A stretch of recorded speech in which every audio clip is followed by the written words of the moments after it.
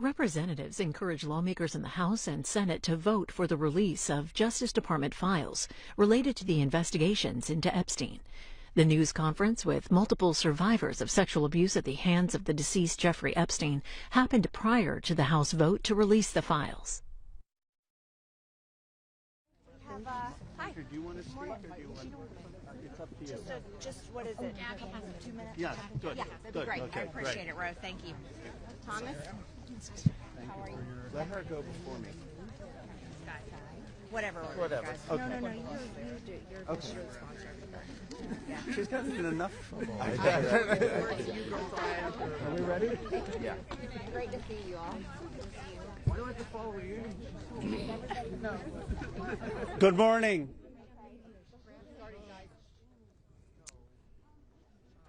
Today is the first day of real reckoning for the Epstein class. We're here to stand with forgotten and abandoned Americans against an Epstein class that had no regard for the rules or the laws. Look, this is one of the most horrific and disgusting corruption scandals in our country's history. You had Jeffrey Epstein, who literally set up an island of rape, a rape island.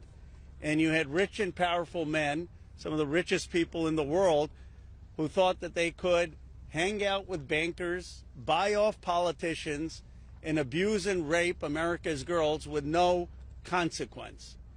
Because survivors spoke up, because of their courage, the truth is finally going to come out. And when it comes out, this country is really going to have a moral reckoning. How did we allow this to happen? There should be no buildings named after people in this Epstein class. There should be no scholarships named after them. They shouldn't be enjoying the perks of being affiliated with corporations or universities or writing op-eds or being lionized. And many of the survivors will tell you some of these people still are celebrated in our society. That's disgusting. There needs to be accountability. I want to recognize first and foremost the survivors. They are the ones who made today possible. Many of you had forgotten about this issue, and frankly, for decades we have not done enough about this issue, and it's only because of their advocacy, them coming here to the Capitol. They showed up here time and again, and on September 3rd, that the country started to pay attention. And I also want to thank the courage of two of my colleagues in particular. Both of them have suffered, as you know, extraordinary political consequences for what they did. One, my colleague, Congressman Thomas Massie. This would not have been possible if he hadn't led the discharge petition that got 218 signatures and is going to force a vote in the House of Representatives. And this would not have certainly been possible if it were not for the courage of Marjorie Taylor Greene. She signed the petition, and I would keep texting Thomas, is she going to drop off? Is she going to drop off? Because there was so much pressure against her, so much attacks against her. But she stood with the survivors. For Thomas or me, this has never been political. This is not about questions of Trump or Biden. This is a question of doing the right thing for survivors. We're going to get a vote today. I expect an overwhelming vote in the House of Representatives, and I don't want the D.C. swamp playing any games. They need to pass this in the Senate, and they should not amend it. President Trump has said he would sign the Epstein Transparency Act. It's going to get overwhelming support in the House. It should go straight to the Senate, and it should be signed. No amendments, no adding loopholes. Justice is long overdue. And I want to hand it over to my colleague, Representative Thomas Massie. I want to start by thanking the survivors. I mean, they're giving everybody hope in this country. There are survivors of other sex crimes in this country wondering if they should come forward. They're clouded with shame and concerned that law enforcement will do nothing. And these survivors have stepped forth, taking that same risk, worried that they will be defamed themselves. They have been defamed for stepping forward. But we're going to get justice for them. That's going to happen today in the People's House. The founders set up our government with 3 branches, and two branches of Congress. And I don't think it's any coincidence that this fight is being started and it's being won in the House of Representatives. I have people, other survivors of other sex crimes, who come to me and say, thank you. You give me hope. You give us hope. There is hope here. We fought the president, the attorney general, the FBI director, the Speaker of the House, and the vice president to get this win. But they're on our side today, though. So let's give them some credit as well. They are finally on the side of justice. And as Roe said, don't muck it up in the Senate. Don't get too cute. We're all paying attention. If you want to add some additional protections for these survivors, go for it. But if you do anything that prevents any disclosure, you are not for the people and you are not part of this effort. Do not muck it up in the Senate. So with that, I just want to say I am hopeful too. I didn't know that we would succeed when Roe and I started this effort. Most discharge petitions never make it, maybe only 4%. So we had long odds. But we had some brave women on the Republican side. My colleague Marjorie Taylor Greene is one of them who's here with us today. You cannot even imagine the consequences that they have suffered. My colleague Lauren Boebert and my colleague Nancy Mace, they stood so strong. They put their names on a document in here, and then they were pressured in ways that you cannot even imagine, and they stood strong. And that's why we're here today. And they didn't take us seriously over at the executive branch or in the Senate, because they always thought they could flip one of these women. They could convince them or cajole them or intimidate them into taking their names off of this petition. But they did not succeed.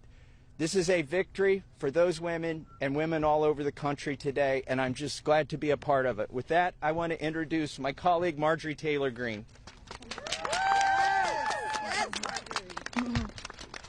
Thank you, Thomas. Thank you, Roe.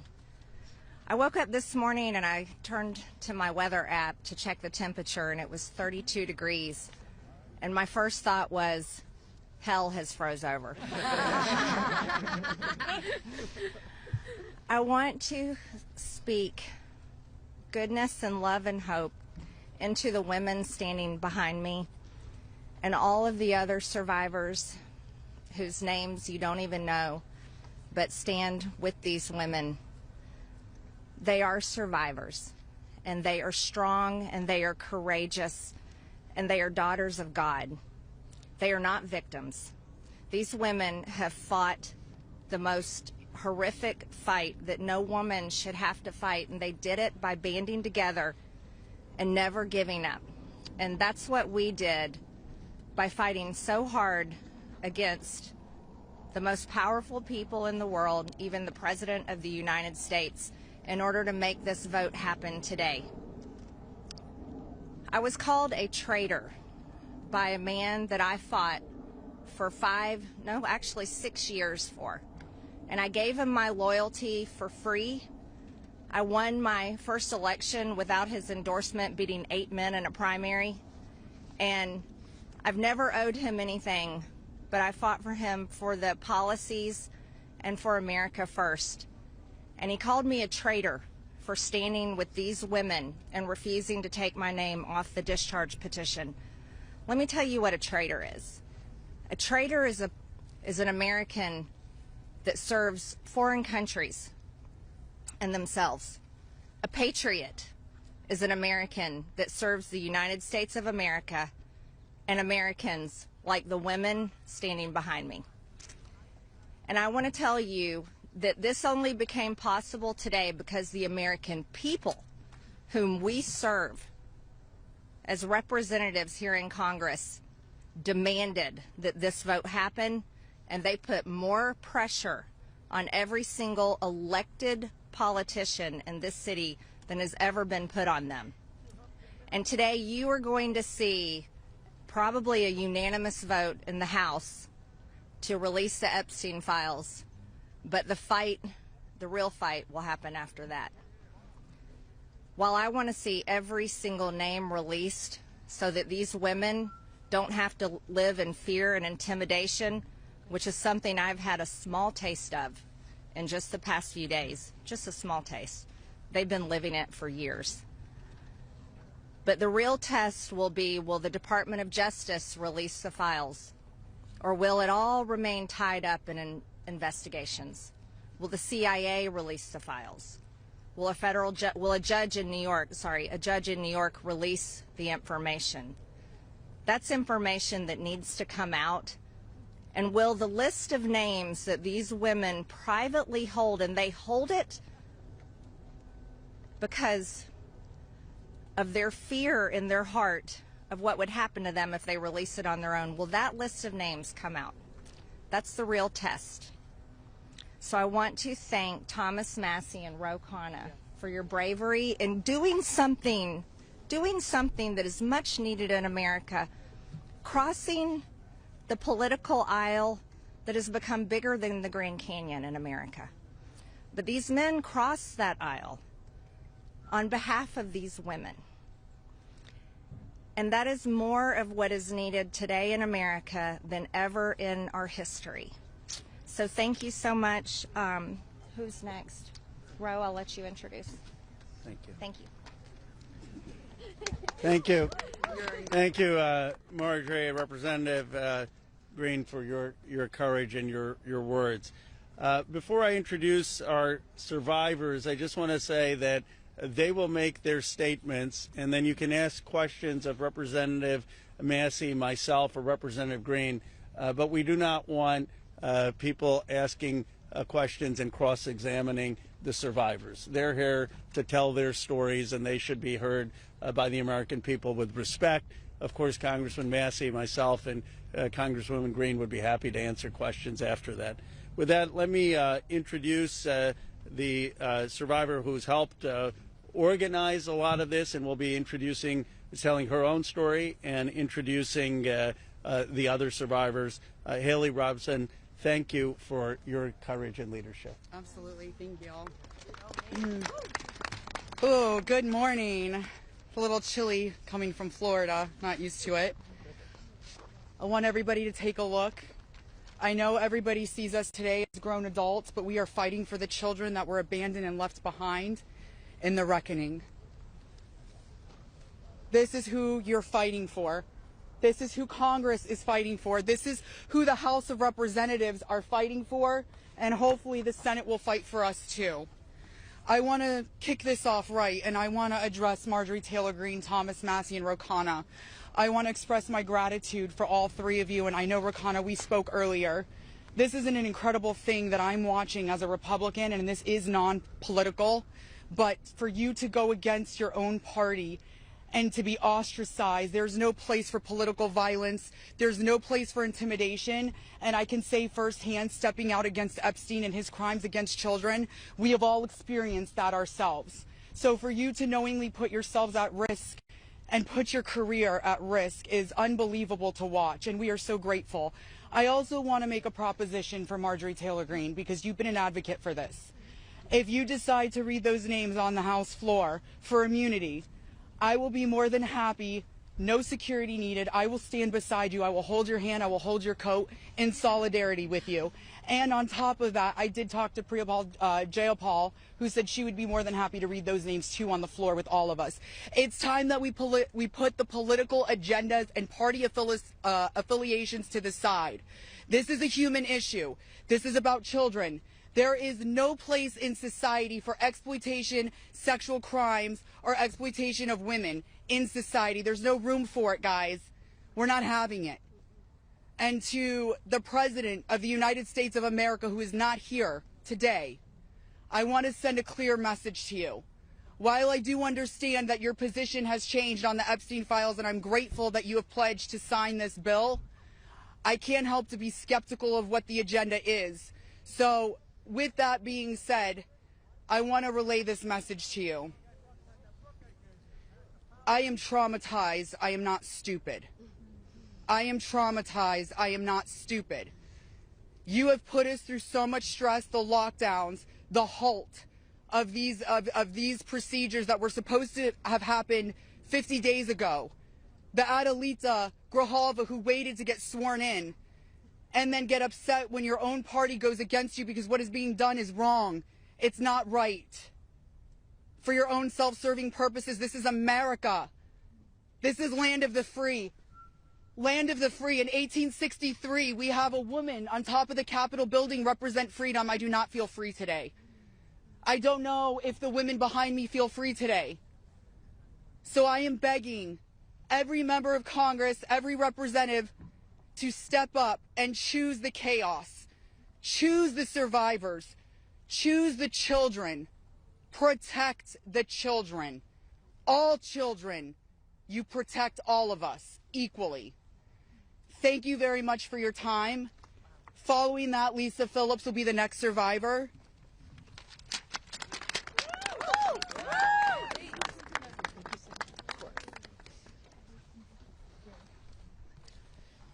Good morning. My name is Lisa Phillips. It's an honor to stand here again for something America is finally united on: the immediate release of the entire Epstein files. In a divided nation, this is one demand we all share. Last time I stood here, I made a promise to all survivors watching. If those in power refused to release the truth, we would start uncovering it ourselves. For anyone who doubted that, that moment has already arrived. Since that day, more survivors across the country and around the world have reached out. Text, emails, DMs, first-hand accounts, and evidence. Many are women who were abused or trafficked through the international modeling pipeline Epstein built, promising visas, apartments, opportunities, futures, while exploiting their dreams for abuse. Most are still terrified to speak publicly because the men involved are powerful. They're connected, and as we know, they're protected. For too long, survivors have watched others speak for us. And while we are grateful for our allies in Congress on both sides, we've realized something. This fight belongs to us. We lived it, and we know the truth. And we will not wait quietly for institutions to decide when we're allowed to speak. The survivors now coming forward have entrusted us with their stories. We are sharing that information with the proper authorities, and when it can safely be made public, it will be. So today, we are launching something historic. The first national, survivor-led political movement in America. Nonpartisan, laser-focused on exposing the systems, the loopholes, power structures, and silencing mechanisms that have protected predators for far too long. We are stepping directly into the halls of power, into the political arena. We will help rewrite laws that failed us and build protections for our nation's children together, targeted by sexual exploitation.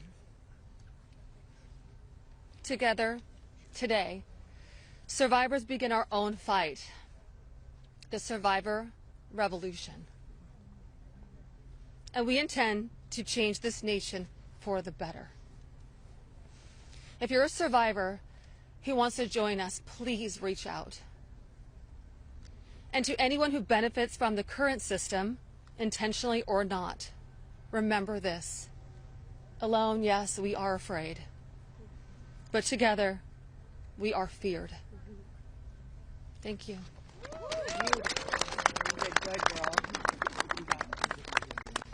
Hello, everybody. I am Jenna Lisa Jones, and just as Haley, I would just like to give a little reminder that this was me at 14 years old. I was a child. I was in 9th grade. I was hopeful for life and what the future had held for me. He stole a lot from me at 14. So just a little reminder there for everybody. Sorry. So,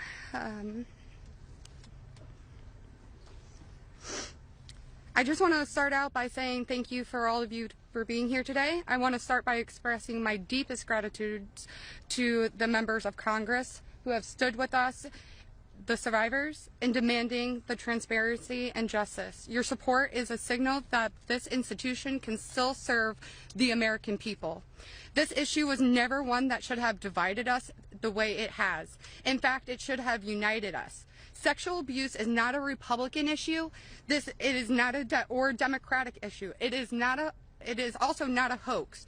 We are here as American survivors of a man who used his wealth and power to hurt young girls and women. The world should see the files to know who Jeffrey Epstein was and how the system catered to him and failed us. Emotionally, this process has been distressing. First, the administration said it would release everything and applauded President Trump for that.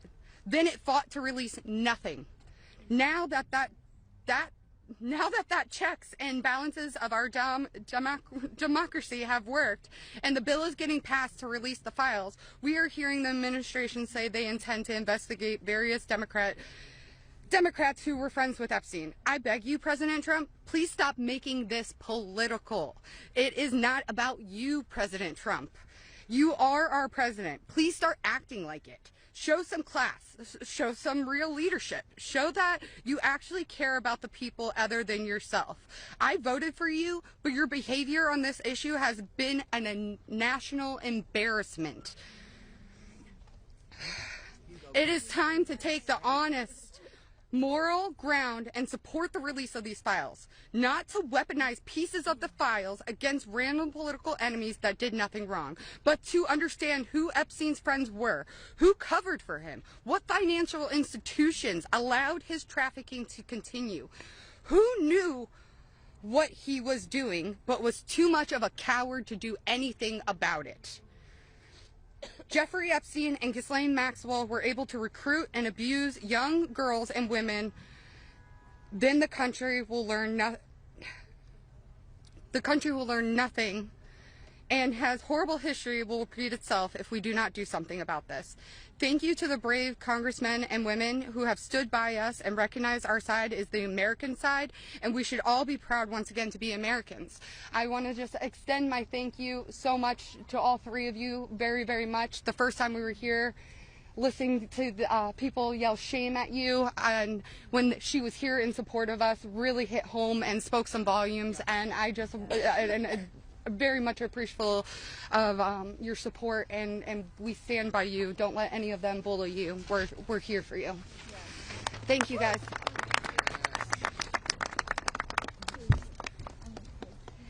Wow. Good morning, everyone. Thank you all so much for coming together today and taking the time to listen to us. Your presence means the world, and it shows commitment to understanding and supporting survivors and Americans. I stand before you today with a heavy heart. I originated from Brazil, and I came to the United States when I was 8 years old. I was only 14 when I first encountered Jeffrey Epstein, and my daughter is now almost at that age. At 14, the only things she should be concerned with are going to school, practicing at her cheerleading competitions, and enjoying her time with her friends and family. She should not have to bear the burden of worrying about being manipulated or exploited. At this age, she is still a child, and no child should ever have to face such threats. I also want to address a troubling statement made by a prominent figure on a major platform who suggested that a 14-year-old should not be considered a victim of pedophilia. This is a dangerous and incorrect notion. When we talk about how children at 14 should still be treated as children, I ask you to look at the young people around you. Remember when you were that age? Do you think you should have been responsible for being groomed? Put yourselves in our position when we were young. I'm here today not to just share my story, but to call on all of you to help make a difference. We need to support to push for the Transparency Act and release the Epstein files. Please reach out to your Congress members and senators and urge them to support this crucial legislation. The truth is something that we all deserve, and it is vital for safety and protection of the future of generations. Think about all the young people in your life, your daughters, your nieces, your friends. Let's stand together and ensure that they grow up in a world where they are safe and valued. I often wondered Why did this happen to me? And then I realized God only gives you what you can handle. I'm here for a purpose, and that purpose is to make a difference today. So let's stand together to protect our children and our peace. Thank you.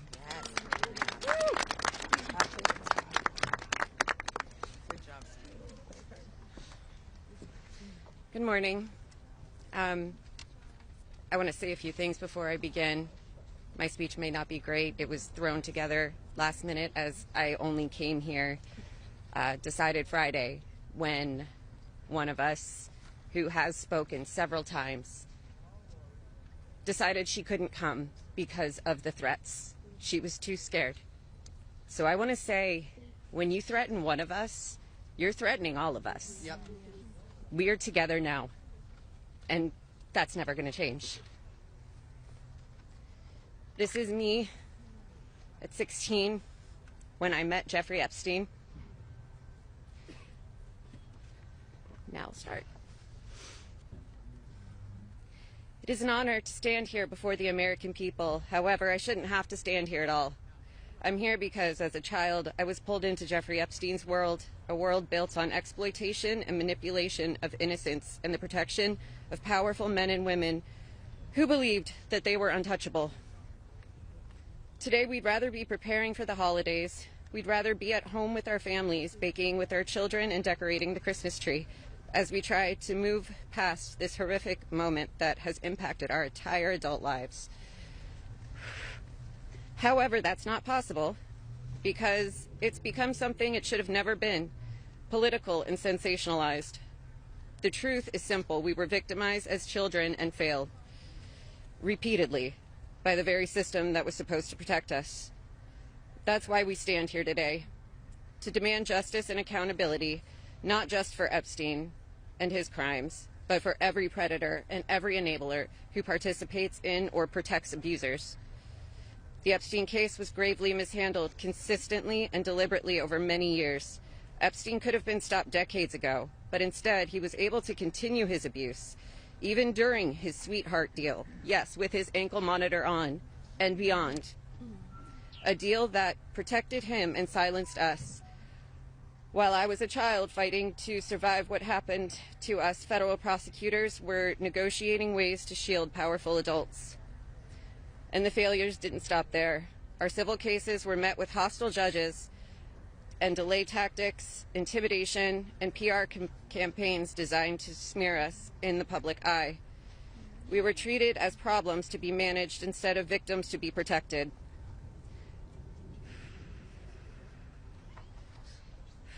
Today, something has changed. Individually, our voices were whispers. Together, they've become impossible to ignore. We are encouraged to see elected officials from both parties, thank you, come together and finally take action to release the files. I'll leave it there. Thank you. Good job. Yes. Good morning. My name is Wendy, and I'm standing here today with a truth that still scares me to say out loud. I'm going to put this down because I can't hold both, as you guys saw, but that was me when I was 14 when I met Jeffrey Epstein. None of us here signed up for this political warfare. We never asked to be dragged into battles between people who never protected us in the first place. We are exhausted from surviving the trauma and then surviving the politics that swirl around it. When survivors travel to speak, to advocate, to stand for the truth, we do it with our own money, from our own pockets, carrying our own fear, shaking in our own bodies. There is no team, there is no paycheck. It's just us hoping our voices make a difference. And it puts a pit right in your stomach because you know you're standing on the right side of history. Yes. But standing on the right side of history is not a comfortable place to be. Yep. It never has been. And in a sick, heartbreaking way, it's an honor to show up, an honor to speak here, and an honor to stand in light when the world tried to keep us in the dark. And what keeps me standing is even with all this fear, I have a 14-year-old daughter myself, the same age I was. And when I look at her, I see the little girl I used to be, the one that no one protected. My greatest fear in this entire world is history repeating itself. And I will do anything, absolutely anything, to make sure that she has to never be one of these girls standing in front of a crowd like this today in her life. So today, from the safest and bravest places inside myself, I am asking Congress, please pass the bill. Please release the records. Stop making survivors fight alone for the truth that should have protected us in the first place. To the representatives that support us, thank you. Thank you for standing beside survivors so we don't have to face this fear alone. Thank you for choosing what is right over what is easy. And every survivor who is scared right now, your fear is real. Your courage is real, and even though we're terrified, we keep showing up. Because someone has to tell the truth. Someone has to protect these children. We deserve safety then, we deserve it now. And we are done being afraid so others can stay comfortable. So with that, I want to say thank you guys for having us. And I just hope that people can remember that as survivors, our story never leaves us, but the choice that you make to pass this bill, your career is in front of you, and that choice will follow you. Everybody will know. So thank you. Good job. Well said. You're incredible. Hello, everybody. My name is Danny Bensky. This was me at 17 years old.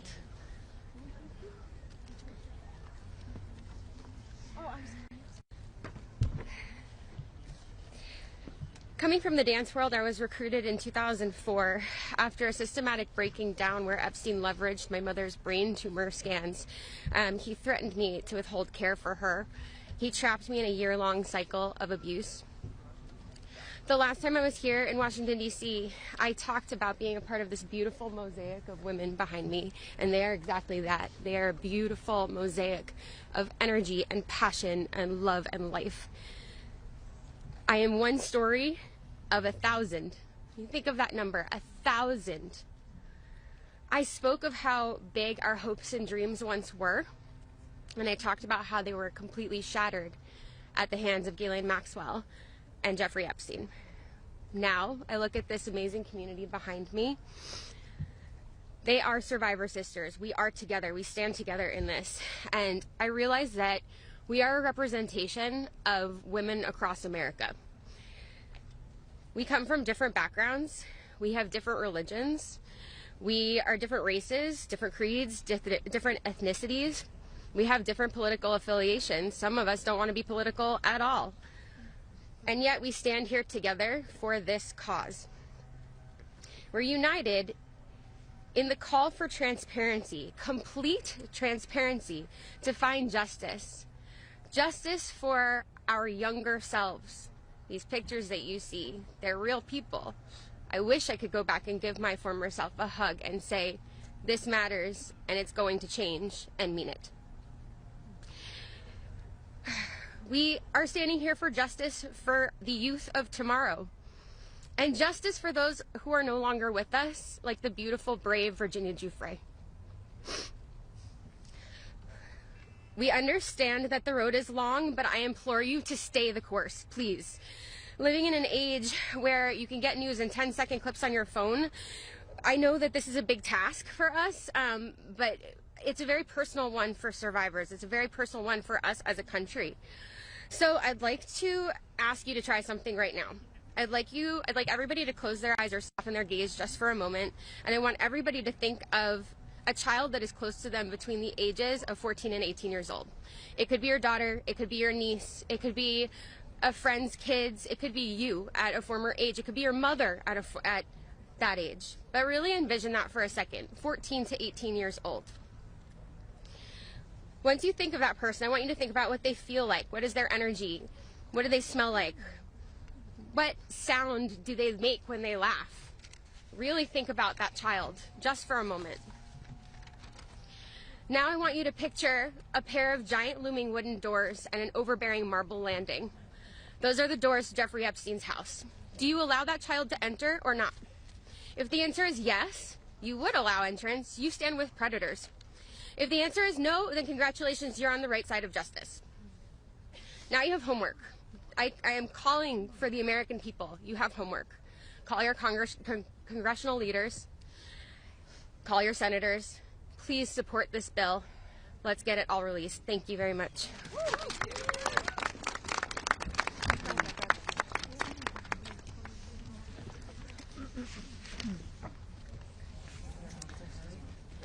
Good morning. My name is Annie Farmer, and this is a photo of me and my sister Maria Farmer around the time I was 16 and she was 25. That's how old we were when we were abused by Epstein and Maxwell.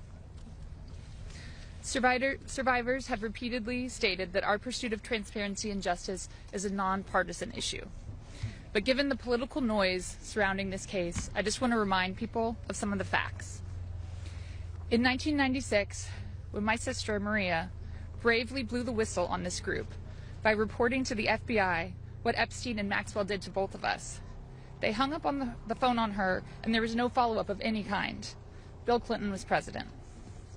In 2006, the FBI came to us, finally interviewed us, and asked us both to be witnesses against Epstein. We were very anxious, but we agreed. And then we didn't hear back from them due to their infamous sweetheart deal. George W. Bush was president. In 2015, when the DOJ was sent FOIA requests for Maria's FBI files, and they were denied, as they have been many times, Barack Obama was president. In 2019, when Epstein died in prison due to either negligence or foul play, Donald Trump was president. In 2023, Maria's attorneys sent a letter on her behalf to the government, requesting an investigation into the repeated law enforcement failures in this case, similar to what was done in the case of Larry Nassar. They declined to do so.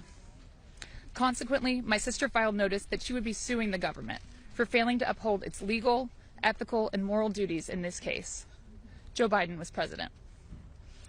This year, after campaigning on a pledge to finally release the files, under Trump's second presidency, the DOJ announced they were closing the investigation into Epstein's co-conspirators, and then transferred Ghislaine Maxwell into a prison camp, where it is well documented that she is receiving special treatment. This is not an issue of a few corrupt Democrats or a few corrupt Republicans. This is a case of institutional betrayal. Because these crimes were not properly investigated, so many more girls and women were harmed. My sister, because of her bravery, was repeatedly threatened and lived in fear, with dire consequences for her health and her career.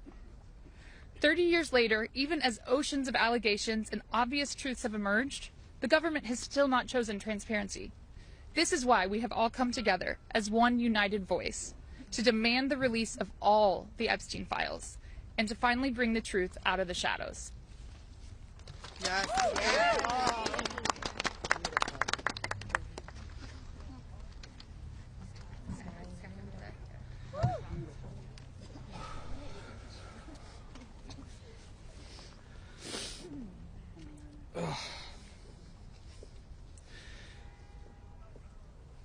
Ladies and gentlemen, esteemed members of Congress, and everyone gathered here today, I want to start by thanking the three of you.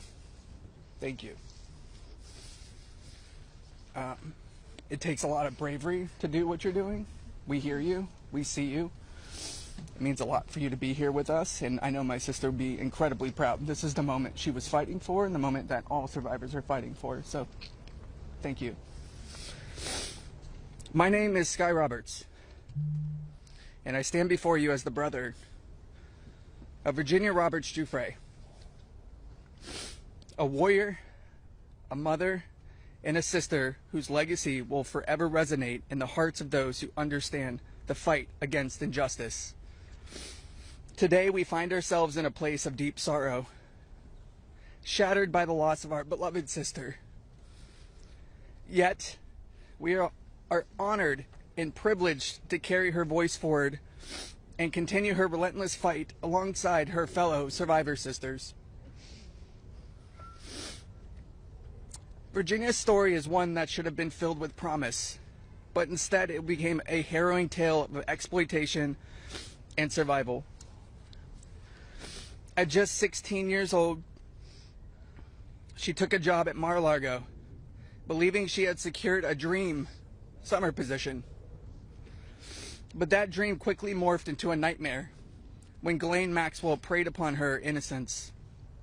This isn't just the story of one girl. It's a story about the insidious nature of power and abuse, a dark chapter in our society that must be told. Virginia was no stranger to trauma. In her memoir, Nobody's Girl, she shares the painful truth that she had already suffered abuse at the hands of our father and a family friend. But what happened next was unfathomable. Epstein and Maxwell didn't just abuse her, they trafficked her to a network of the rich and powerful. Princes, prime ministers, politicians, financiers, and lawyers. These men committed unspeakable acts against her will, and against the will of countless survivors who stand united with us today. Virginia's strength was tested in many ways that most of us can hardly imagine. She was manipulated, coerced, and threatened, forced into complicity in her own devastation. She often spoke of psychological scars that ran deeper than the physical ones.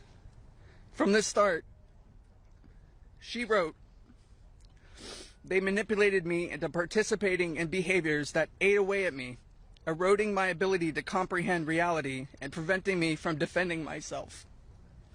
The most destructive wound they inflicted was that of forced complicity, a betrayal of self that was crafted by her abusers. But I stand here today to declare that their tactics of fear and intimidation did not work. Virginia's spirit could not be broken. She became a beacon of hope, a warrior, fighting not just for herself, but for every survivor who suffered in silence. She said, I felt it was my duty to stand up to predators like Epstein and Maxwell. I would put my neck on the line to make sure my daughter never has to go through what I had to endure. These survivors like Virginia have transformed into mothers and strong women, fierce in the face of adversity. Many of them have daughters the same age they were when they faced their own abuse. They are determined to break the cycle, to shatter the silence that has kept so many in the shadows. Virginia quoted in her memoir, "There I was, as the mother of 3 children. I felt it was my duty to stand up to predators like Epstein and Maxwell. I mentioned to Ellie in particular, her daughter, I would put my neck on the line to make sure she never has to go through what I had to go through. I said, joining Edward's CVRA case, what I would want somebody to do for my daughter or sister and friend. In the end, I said, I was just trying to do the right thing. That's what I felt like I'm doing," I said. "I'm making a small dent in this big world we live in."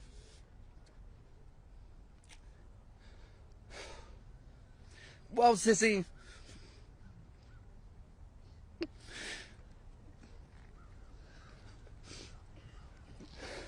you didn't just make a small dent.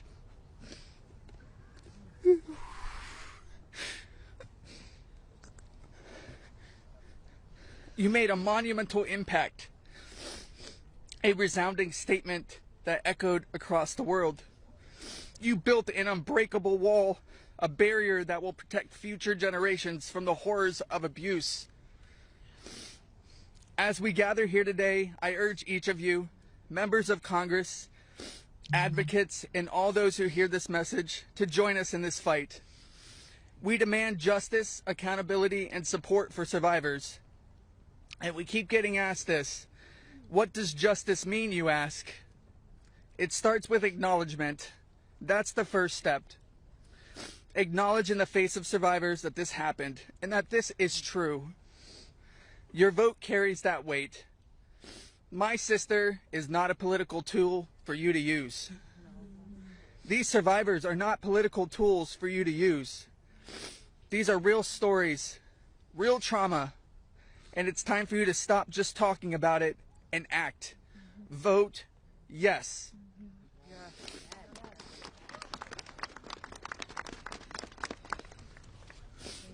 Virginia's legacy is not just hers. It belongs to all of us who stand against injustice. Together, we will ensure that the voices of survivors are heard, that the truth prevails, and that the horrors of the past are never repeated. Thank you. Thank you for listening, and thank you for standing with us. Together, we will not let Virginia's fight be in vain. Together, we will not let the predators win. Together, we will be the change this world desperately needs. Thank you.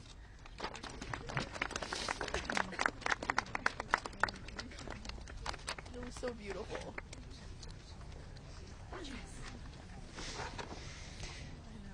This is me when I met Jeffrey Epstein in 1991. I always share the date when I talk about my story because people rarely acknowledge how long this has actually been going on.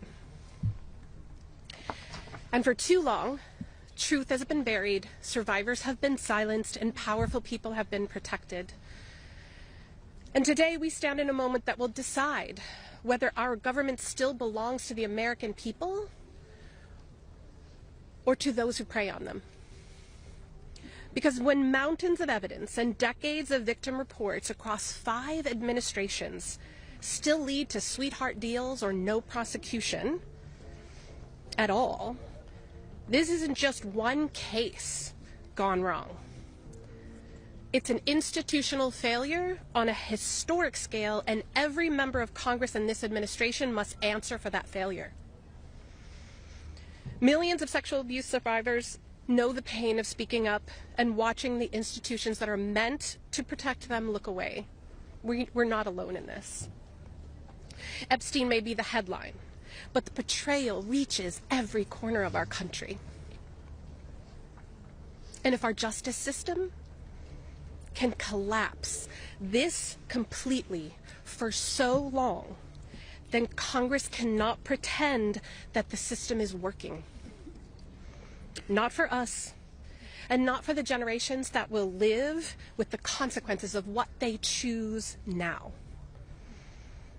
One long overdue step towards repairing this damage is the Epstein Files Transparency Act. Because without transparency, there's no accountability.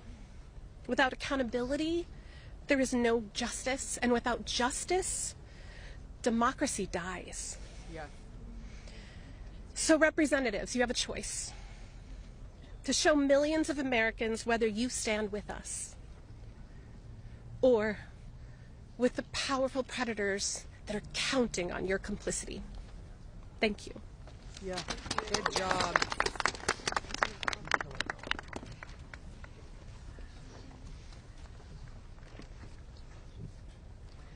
Good morning. This is me. This was me. My name is Charlene Rochard, and I stand before you today not as a victim of rumor or conspiracy, but as a survivor of Jeffrey Epstein's abuse. Far too long, survivors like me have been dismissed, silenced, or told that our pain was exaggerated or fabricated. Let me be clear. This is not a hoax. Yes, it's not. What we endured was real, and it has scarred lives across 5 presidential administrations. The truth has been buried in sealed files and hidden records for far too long. The Epstein Files Transparency Act is not just about survivors. It's about America itself. How can we keep America great if the principles the nation was founded on, that power belongs to the people, is not protected? No one, no matter how wealthy and well-connected, stands above the law. If we cannot face the truth, then we betray the very ideals that defines us as a country.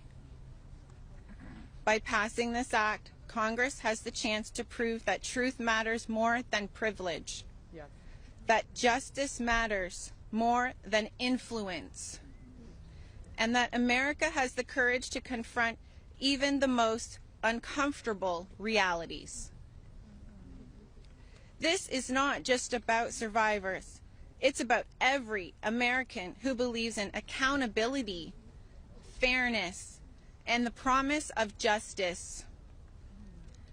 I stand here today not only for myself, but for every survivor of Jeffrey Epstein's abuse who has carried this burden in silence, and for every citizen who believes that justice delayed is justice denied. Yes. I want to thank Representatives Ro Khanna and Thomas Massey for standing with us. Thank you. And I especially want to thank Representative Marjorie Taylor Greene.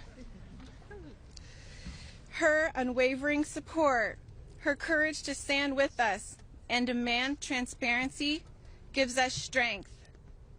Thank you.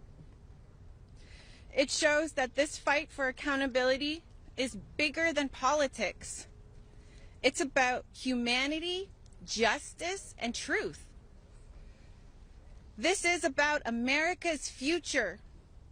It's about whether we, the people, will be heard when we have the courage to stand for truth and justice. Our voices are real. Our pain is real. And our demand for justice will not be silenced. Thank you. Amen. Girl, Charlene. Hello. Good for you, girl. You did amazing.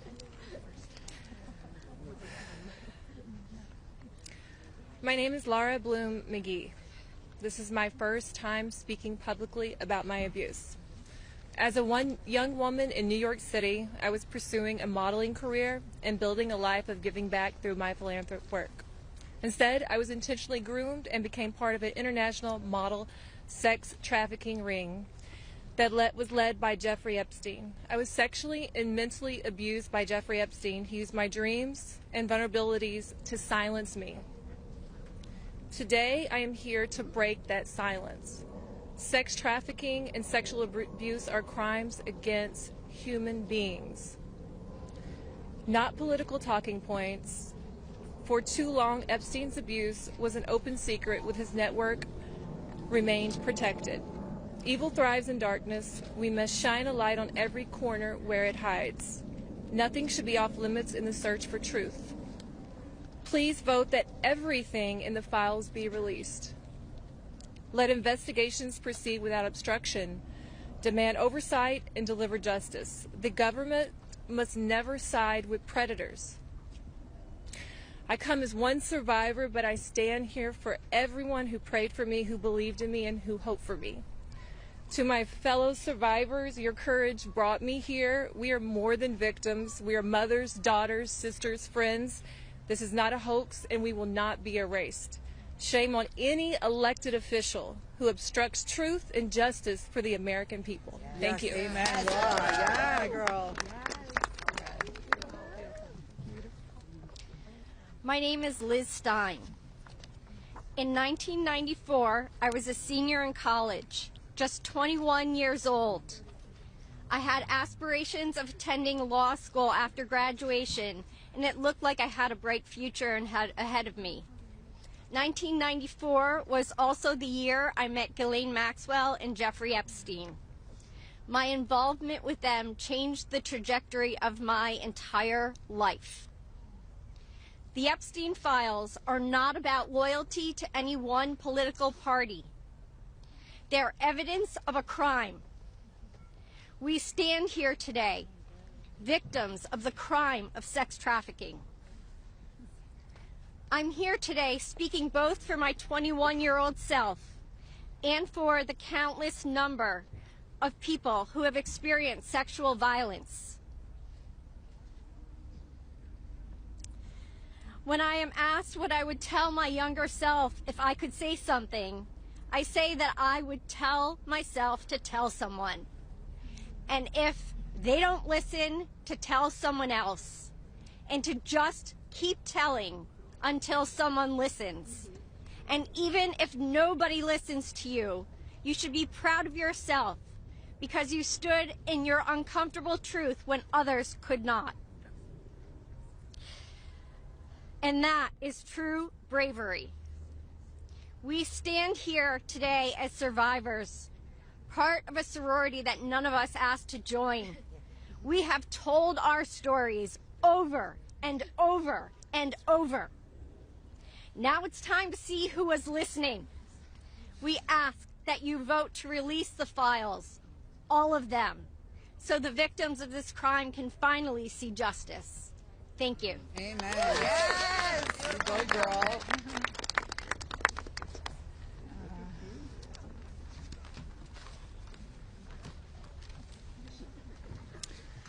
Well, hello, everyone, and I want to first say thank you for your ongoing leadership.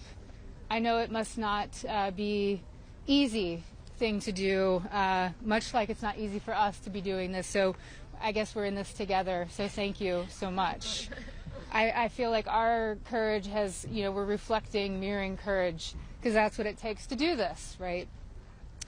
So this was me at 22 years old. I was not a child, technically, very young adult. I imagine most of you here can relate to the mindset and to be 22 years old. So today is a good day, and I thank God for that. It's widely and undeniably clear that our current political climate is quite rigid and seemingly at war with one another. This sets a stage for voices, survivor voices, to get spoken over and drowned out by the political darts whizzing by. Not today, though. Today, our truth and our power have steadily risen up. We are at the peak. Our voices prevail today. Our voices initiated the coming together of both political parties. That's pretty big, I think. Republicans and Democrats, we all stand together today. We all stand together for justice, and we must continue to do so to protect the integrity of our country and our democracy. Truth and justice must prevail. The children today are those that will lead this nation one day. Think about that. What does that mean to each of you? If anyone doubts that this does not directly contribute to the fate of our country and democracy, I challenge you and I urge you to think again. Our voices are a fundamental pillar of future generations. Today, that's what we stand here for. Accountability, action, and justice. let's get this vote done today. Let's send it through the Senate and straight to President Trump's desk for signing. I'd like to be there that day that he signs. I'm sure all of us would like to be there. Today is a good day, and let's keep moving forward. Thank you so much. I just want to give you a hug. Okay. Hey guys, we're actually pressed for time, so we are not going to be taking questions. Going further, I bring back Rokana. He's going to do our closing conversation and comments. Well, thank you, Haley. Teresa is right. It's pretty big what the survivors have accomplished today. And I just want to say how eloquent, strong, and admirable they were. Let's give them a round of applause for their courage. Thomas and Marjorie and I will take a few questions from people. Yeah. Go ahead. Is basically right now calling on the Senate to make revisions to this bill because he says it doesn't adequately protect the survivors, the victims that are standing behind you. Your response to that? That's been a red herring all along. The survivors have always been in favor of this legislation, and there's a provision in there you can read, if he would just read it, that protects them.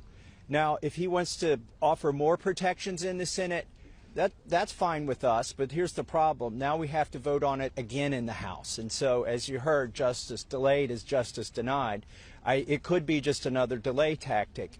But we want to... Is that what you think? That's the motivation? I think the Speaker wants to save face. He's going to vote for a piece of legislation today that he's disparaged for 4 months. And however he needs to come on board, we want him on board. So we appreciate that. Did you want to? Go ahead. Go ahead.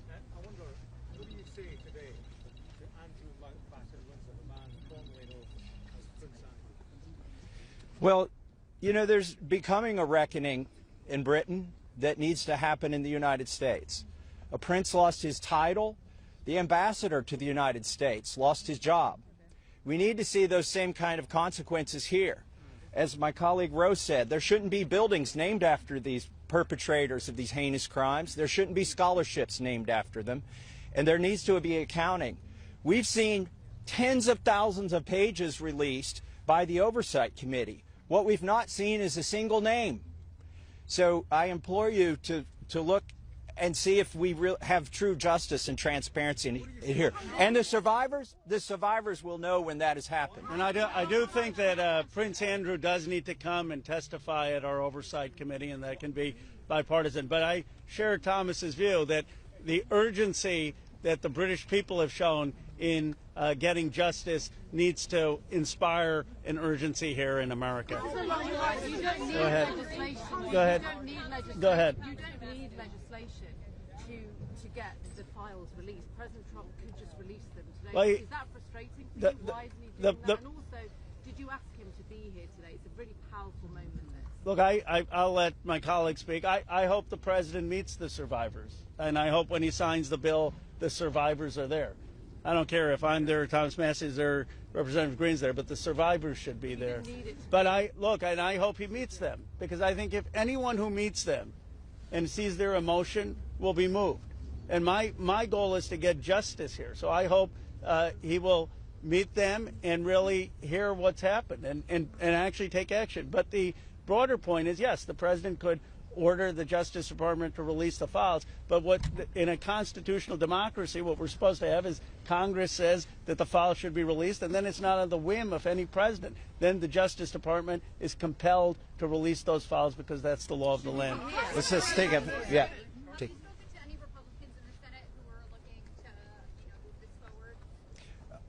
So Senator Merkley is a Democrat. He's led the exact same legislation that Roe and I introduced in the House. One Republican co-sponsored his bill yesterday, and I have spoken to at least one more who says they will co-sponsor. The important thing about the Senate is that they need not to muck this bill up. There's a lot of attention on here. We've needlessly spent 4 months dragging this out, A representative, a duly elected representative, was denied her seat in Congress for 49 days, and it's time to pull the Band-Aid off. The Senate, it may be tempting for them to get cute and to do things that will limit the release of these documents. They are afraid that people will be embarrassed. Well, that's the whole point here. They need to be brought to justice, and embarrassment is no reason to stop it. So the Senate, John Thune, it's up to him. He needs to bring this to the floor of the Senate, and I think the vote today will show that in the House. And the president, look, the president has said he would sign the bill. You're going to get almost a unanimous vote here. So you have the president and a unanimous Congress believing that this protects the survivors and is calling for the release. There's no reason for the Senate now to, as Representative Massey puts it, muck around with it. They need to put it up, have a vote, have the president sign it.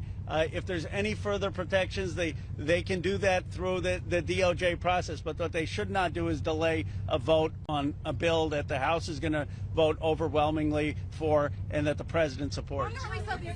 Yeah, just go ahead. Congresswoman Greene, you raised the question of whether or not the Justice Department will actually release these files. Do you take the president at his word when he says he's going to sign this bill, and do you have confidence that these files will actually be released? I only take people's actions seriously, no longer words. And what do you think the president's And I'll tell you, because I wasn't a Johnny-come-lately to the MAGA train. I was day one 2015, and there's a big difference in those Americans and those that decided to support President Trump later on. And I'll tell you right now, this has been one of the most destructive things to MAGA, is watching the man that we supported early on, 3 elections, for people that stood hours, slept in their cars to go to rallies, have fought for truth and transparency and to hold what we consider a corrupt government accountable. Watching this actually turn into a fight has ripped MAGA apart. And the only thing that will speak to the powerful, courageous women behind me is when action is actually taken to release these files, and the American people won't tolerate any other bullshit. That's where we are today. Thank you. Go ahead. Last, 2 more questions, and then we're around all day. Is this a watershed? How would you sum up today in terms of your battle to get to the truth? I would say that these survivors have been fighting for decades, and they finally are being heard by the American people, and we're finally going to have a reckoning for this Epstein class that has gotten away with horrific things. Look, I grew up in Bucks County, Pennsylvania. People went to church, they played Little League, they went to their neighbors for barbecue. They didn't go to a rape island and abuse young girls or traffic young girls. And people with extreme wealth have thought that the laws don't apply to them, and their culture is totally out of touch with the values that built America. And finally, we're going to have a reckoning over it. How worried are you? Let's take the lady here. Let me ask you this. You said you wanted this to go straight to the Senate. What message does it send to the survivors behind you if the Senate doesn't act quickly to move this bill forward? Well, they're not here. They're not going to answer questions, so I'll answer a question. I prefer, actually, it goes straight to the president. He can release these files without the Senate acting. Sometimes they take a long time to get things done. The House figured out a way to take 4 months to get this done. I think it's disrespectful to the survivors if they delay this. There's nothing more important than cleaning out the rot in this country. And this is rot, and it's not a partisan issue. And the senators need to get on this. Yes, the economy is important. Yes, international policy is important. But there's nothing more important than getting to this rot and cleaning it out. They should put it at the top of their agenda. There's a provision in the bill already that would allow the DOJ to not release certain information if it would jeopardize an active investigation. And the president just last week ordered his DOJ to conduct an investigation. What makes you think you would actually, if this bill passes, see these files? There are 1,000 survivors. They can't open enough investigations to cover up everything that's in these files. And yes, it's true they can try to protect a few certain people or a few certain companies, but those investigations will eventually end. And in the meantime, there's not enough investigations to cover up 1,000 different crimes, 1,000 different rapes, 1,000 different sex trafficking instances. And this is not a moot point, even though they are doing that. And once this bill is signed into law, any career official at the DOJ or the FBI who does not comply with the law is at legal risk. It's no longer just up to the president. Look, we could have passed a simple resolution here in the House, and that would have been the end of it. Instead, we chose a very hard path, which is to get legislation, a law passed, which means it has to go to the House, the Senate, and be presented to the president. And that will have the force of law. They will be breaking the law if they do not release these files. Thank you very much.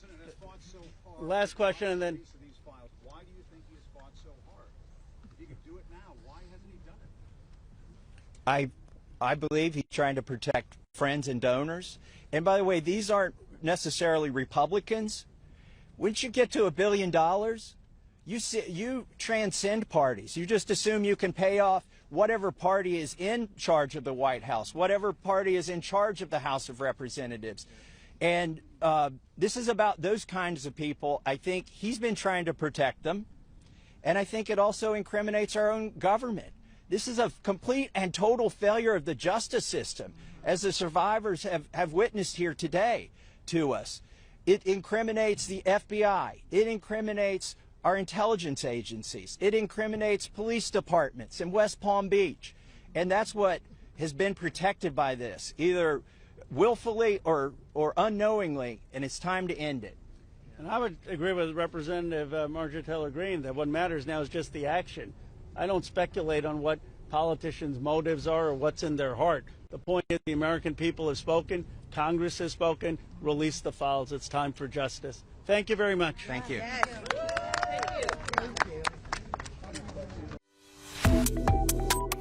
Subscribe to One India and never miss an update. Download the One India app now.